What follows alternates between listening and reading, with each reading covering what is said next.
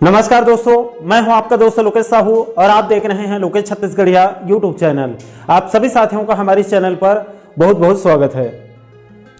दोस्तों, जैसे कि आप सभी साथियों को पता होगा कि प्रदेश में 14 नवंबर से सभी धान खरीदी केंद्रों में धान खरीदी शुरू हो चुकी है और 31 जनवरी 2025 तक चलने वाली है।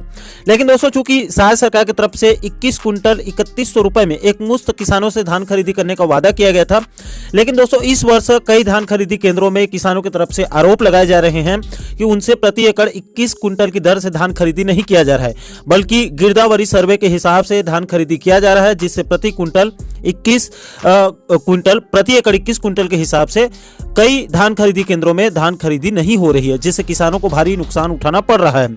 इसके अलावा दोस्तों, राज्य सरकार की तरफ से इस वर्ष केंद्र के समर्थन मूल्य में ही धान खरीदी किया जा रहा है, यानी कि प्रति क्विंटल 2300 रुपए की दर से धान खरीदी किया जा रहा है और बाकी के 800 रुपए अंतर की राशि को भी एक मुश्त नहीं दिया जा रहा है, उसको बाद में अलग से दिया जा सकता है।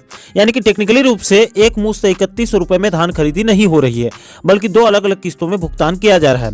इसके अलावा दोस्तों, इस वर्ष केंद्र सरकार की तरफ से धान के एमएसपी में 117 रुपए के आसपास वृद्धि किया गया है, यानी कि कायदे से देखा जाए तो राज्य सरकार को प्रति क्विंटल 3217 रुपए की दर से धान खरीदी करना चाहिए, लेकिन बढ़े हुए 117 रुपए की राशि को राज्य सरकार देने के मूड में नहीं दिख रही है।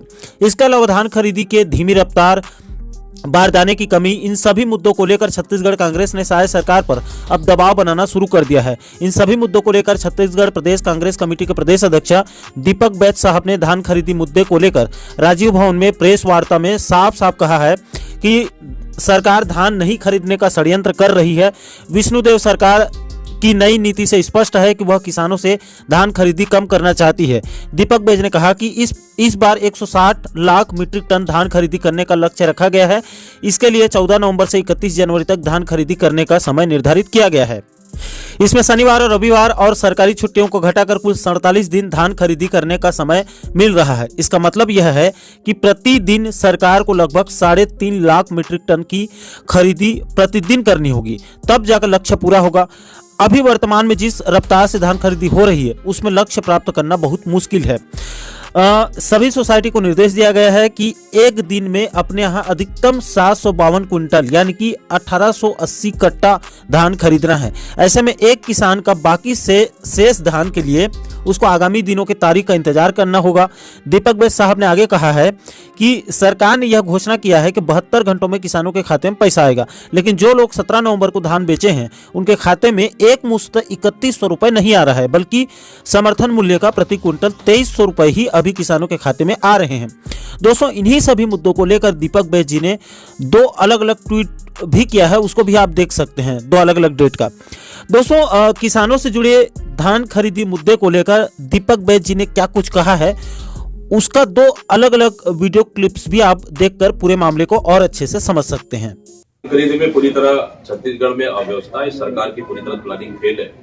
जहां हमारी सरकार में मिलर को 160 रुपए कस्टम मिलिंग के लिए जो दर तय था, अब सीधा 120 रुपए से सीधा उनको 60 रुपए करना, और उसके बाद मिलरों के ऊपर इतने नियम कानून के दायरे में उनको बांध देना, और कस्टम मिलिंग के लिए जब तक आप धान खरीदी कर रहे हो धान उठाव होगा नहीं, फिर धान खरीदी कैसे होगा।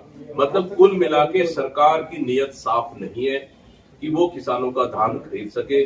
मैंने कहा कि कहीं 11 क्विंटल प्रति एकड़, कहीं तो 12 कुंटल, कहीं तो 13 कुंटल खरीदी की जा रही है, और मिलर्स जब तक उठाएंगे नहीं तो धान खरीदी प्रभावित पूरी तरह से होना है।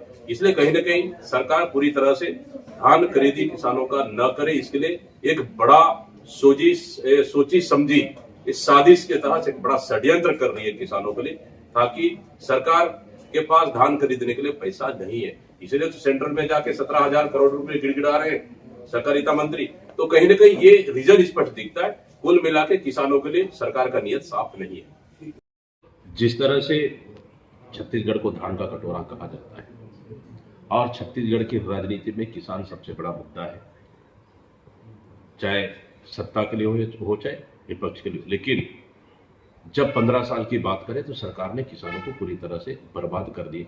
लेकिन हमारी सरकार आने के बाद 2018 में हम किसानों का कर्जा माफी भी किए, और 5 साल हम 2500 के मान से बल्कि 2640 तक किसानों को हम लोग धान का वाजिब मूल्य भी दी। लेकिन ये सरकार सत्ता हासिल करने के लिए 21 कुंटल प्रति एकड़ 21 कुंटल का वादा करती है, फिर उसके बाद 3100 रुपये समर्थन मूल्य का वादा करती है। पहला साल तो उन्होंने दे दिया, जो हमारी सरकार में जो बचा हुआ पैसा था उनको, लेकिन इस समय सरकार के पास धान खरीदने के लिए पैसा नहीं है। इसी का नतीजा है अब मिलरों से आप रेट आप कम कर देते हो, परिवहन रेट कम कर देते हो, मिलर धान नहीं उठा पा रहे, आप बारदाने आपके पास कमी है, बारदाने पूर्ति नहीं कर पा रहे हो, और आनावारी रिपोर्ट आप एक सोसाइटी अनुसार जारी करते हो तो कहीं तो आप 12 किलो, कहीं तो 14 किलो, कहीं तो 13 किलो कुंटल, सॉरी 13 कुंटल, कहीं तो 21 कुंटल। तो मैं समझता हूँ प्रदेश के बहुत कम सोसाइटियों में ही धान खरीदी केंद्रों में 21 कुंटल खरीदी की जा रही है, और बहुत सारे खरीदी केंद्रों में 12, 15, 18 इस तरह के खरीदी की जा रही है।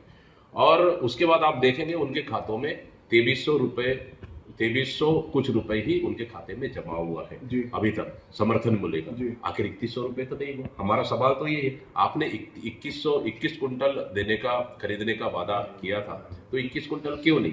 फिर आने वाली रिपोर्ट है एवरेज मानकर उन सोसाइटी में कम क्यों खरीद रही? हमारा सवाल है। उसके बाद फिर आप 3100 रुपए क्यों नहीं दे रहे उनके खातों में?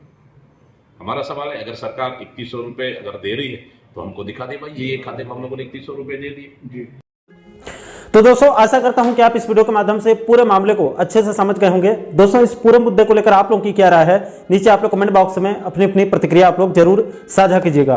और साथियों आप आगे भी इसी प्रकार के महत्वपूर्ण मुद्दों पर, महत्वपूर्ण टॉपिक पर वीडियो देखना चाहते हैं तो आप हमारे चैनल को जरूर सब्सक्राइब कर लीजिएगा, ताकि आने वाले सभी नए वीडियो का नोटिफिकेशन आप लोगों तक तुरंत पहुंच सके। दोस्तों इस वीडियो में फिलहाल अभी के लिए इतना ही, मुझे दीजिए इजाजत। मैं मिलता हूं आपसे एक और महत्वपूर्ण मुद्दे के साथ, महत्वपूर्ण टॉपिक के साथ। तब तक के लिए जय हिंद, जय छत्तीसगढ़।